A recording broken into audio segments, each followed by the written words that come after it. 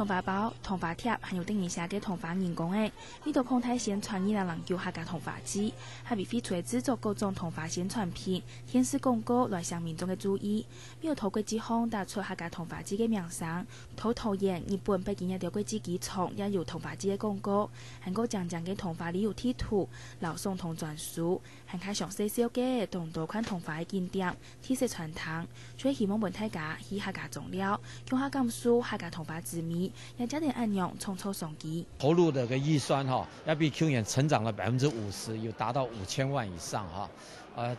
同时呢，我还希望能够吸引的观光旅游人潮也超过1000万人次，各位为你客家庄带来80亿以上到100亿的商机。有用嘅拉丁歌曲带本客家上来跳舞嘅感觉。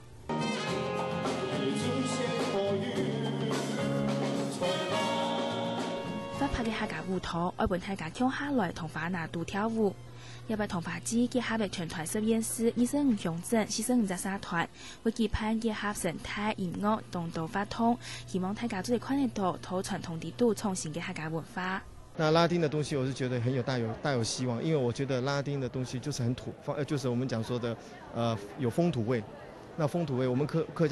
家音樂也有風土味，所以兩個一結合是剛好的。講嘅油桐花唔單止開頭被台灣嘅蘇烘，也漂頭面濃嘅油紙紮、珠寶流傳起烘，各種客家創意商品也會停定客家上線體驗茶、工藝發通，使到客家壯氣。希望大家多欣賞5月4嘅時節，也做了解客家文化，分享客家商品嘅新創意。客家新聞彭金樂做咩喊退烏托。